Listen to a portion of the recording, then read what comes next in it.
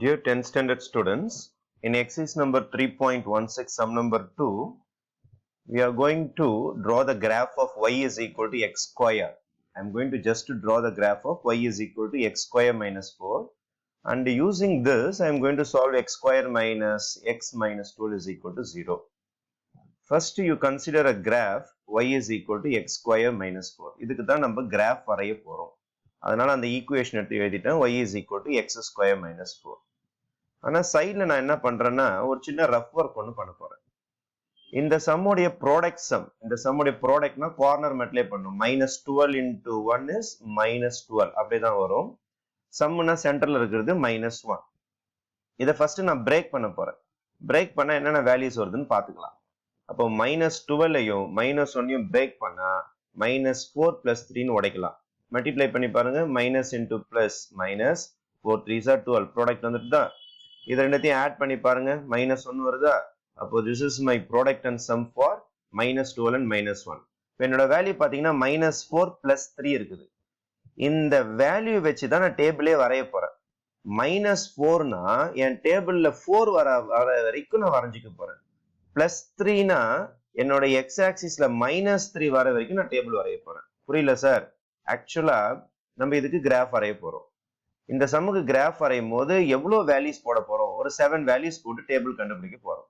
இந்த 7 வேல்யூஸ் எதுல இருந்து ஆரம்பிச்சு எதுல முடிக்கிறது? -3ல இருந்து ஆரம்பிச்சு +3ல முடிச்சிடலாமா? தாராளமா முடிச்சிடலாம். கரெக்டா 7 வேல்யூஸ் வந்துடும். ஆனா எக்ஸ்ட்ரா நான் ஒரு வேல்யூ போட்டிருக்கேன் பாருங்க. 8 வேல்யூ போட்டிருக்கு. அப்பதான் கிராஃப் வரையும் போது கொஞ்சம் ஈஸியா இருக்கும் உங்களுக்கு. அப்போ இதுல மினிமம் வேல்யூ மேக்சிமம் வேல்யூ எவ்வளவு எடுக்கிறது அப்படின்னு உங்களுக்கு கன்ஃபியூஷன் வந்ததுன்னா இந்த சம் இருக்கு பாருங்க, சால்வ்னு ஒரு சம் இருக்கும். அந்த சம்முக்கு போய் ப்ராடக்ட் சம் போட்டு பாருங்க.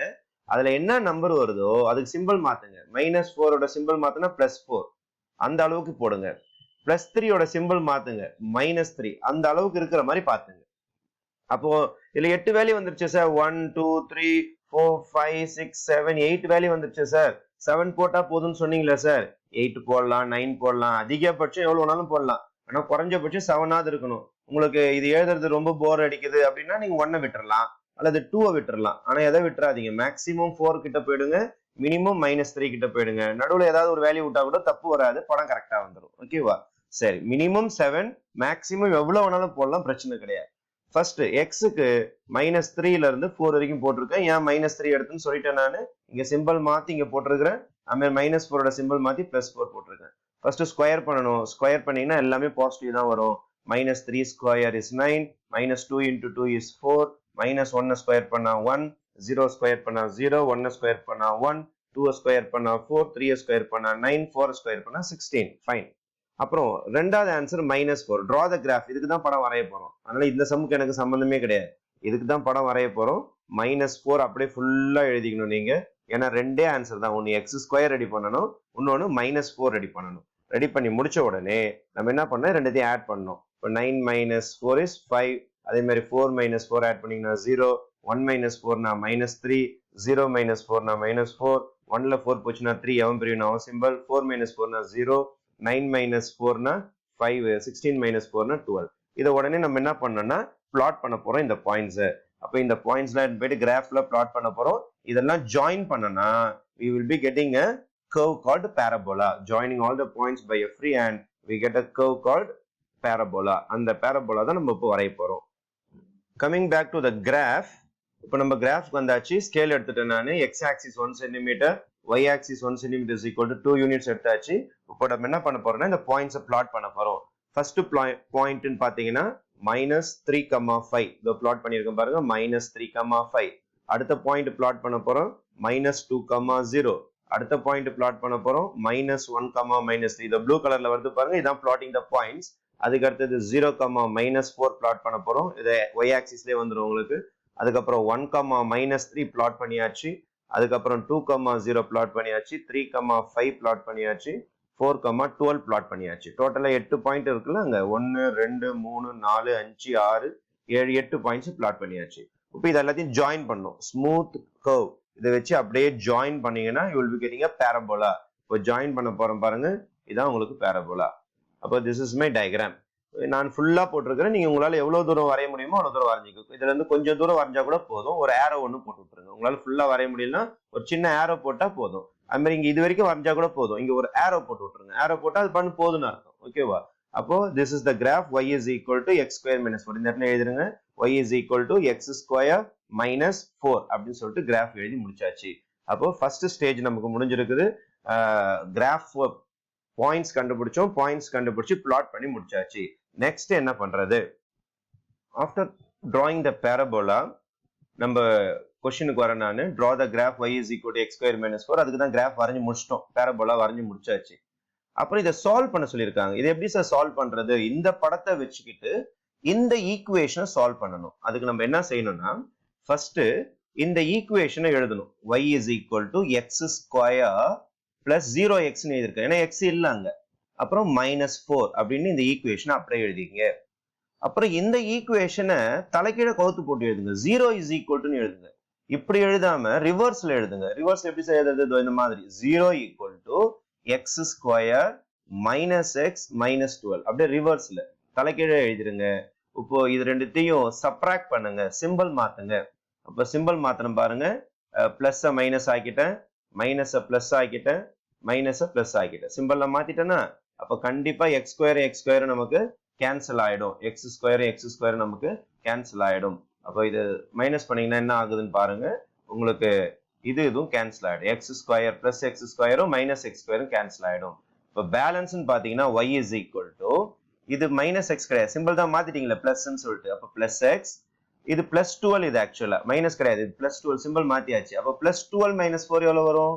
8 தான் வரும். இப்போ y is equal to x plus 8ன்னு ஒரு புது ஈக்குவேஷன் வரும். எப்படின்னா இவனையும் ஃப்ரெண்ட்ஷிப் ஆக்குனீங்கன்னா இவனையும் ஃப்ரெண்ட்ஷிப் ஆக்குனீங்கன்னா ஒரு புது ஈக்குவேஷன் வருது. அதாவது இவங்க ரெண்டு பேரையும் சப்ட்ராக்ட் பண்ணணும்.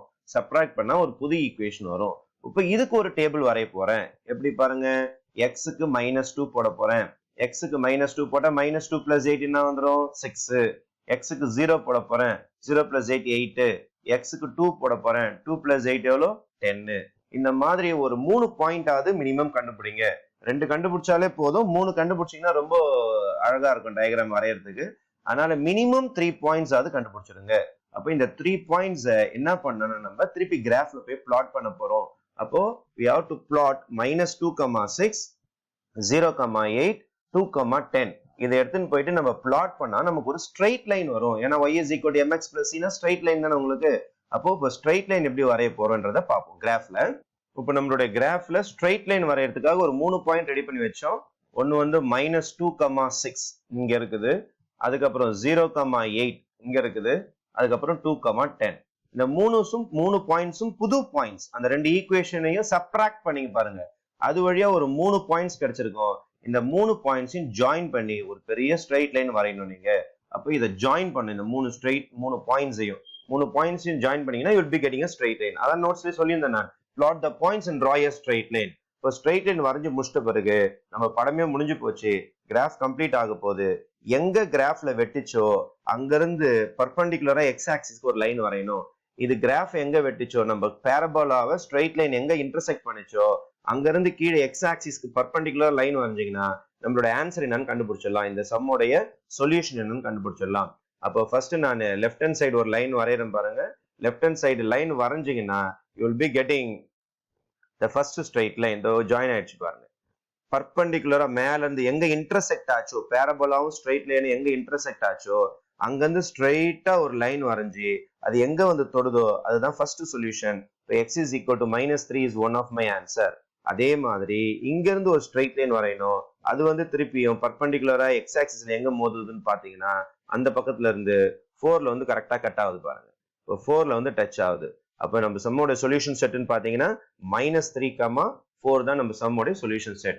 This is a graph. இந்த மாதிரி தான் நீங்க வரையணும். நீங்க இது டாட்டட் லைன்லயும் வரையலாம், இதை டாட்டட் லைன்லயும் வரையலாம், ஸ்ட்ரெயிட் லைன்லயும் வரையலாம். ஆனா எக்ஸாக்டா 4ல வந்து பர்பெண்டிகுலரா மோதணும். அதே மாதிரி இங்க இருந்து பர்பெண்டிகுலரா வந்து மோதணும். This is a typical show of the graph. அப்புறம் ஃபைனலா எப்படி ஆன்சர் டிக்ளேர் பண்றதுன்றதை பார்த்துடலாம். Now what is the answer? Final stage. Scale எழுதிடணும் நம்ம. 1 cm, 2 cm, 1 cm equal to 1 unit, 1 cm 2 units எடுத்திருக்கோம். அதை எழுதிட்டு ரிசல்ட் டிக்ளேர் பண்ண வேண்டியதுதான்.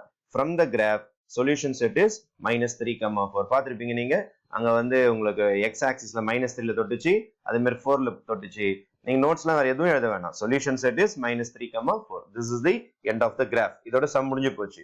இதுக்கப்புறம் ஒரு எக்ஸ்ட்ரா நீங்க வேணும்னா செஞ்சு பார்க்கலாம். It is not mandatory or compulsory. It is called verification. அதாவது சால்வ்னு சொல்லியிருந்தாங்களா, இங்க பாருங்க, solve x square minus x minus 12 தான் ஆன்சர் கேட்டிருந்தாங்க. இதுக்கு தான் நம்ம சொல்யூஷன் கண்டுபிடிச்சோம். இதுக்கு தான் நம்ம ஃபைனல் ஆன்சர் போட்டோம், இந்த மைனஸ் 3, 4. ஆனால் நம்மளுக்கு அல்ஜிப்ரா தெரியுன்றதுனால x square minus x minus 12 product sum மெத்தட்ல போட்டு பார்ப்போம். Factorisation method. ப்ராடக்ட் வந்து மைனஸ் 12, கார்னர் மெட்லே பண்ணா மைனஸ் 12, சென்டர்ல இருக்கிற மைனஸ் 1 தான் உங்களுக்கு சம். இதை உடைச்சிங்கன்னா 12ஐயும் மைனஸ் 1ஐயும் உடைச்சிங்கன்னா you will be getting 2 pairs. ஒன்னு மைனஸ் 4, இன்னொன்னு 3. அப்போ minus into plus minus, 4 3s are 12, minus 4ல 3 போச்சுன்னா 1, எவன் பெரியனோ அவன் சிம்பிள். அப்ப இந்த மாதிரி ப்ராடக்ட் சம் உடைச்சிட்டு இது சிம்பிள் மாத்தி எழுதினீங்கன்னா ஆன்சர் வந்துடும். அப்ப x is equal to plus 3 minus 3 வந்துடும், மைனஸ் 4 plus 4 வந்துடும். இந்த ஆன்சர் கரெக்டா வந்திருக்கா? ஒரு திருப்திக்காக, ஒரு சாட்டிஸ்பாக்சனுக்காக நீங்க வேணா வெரிஃபிகேஷன் போட்டு பார்க்கலாம்.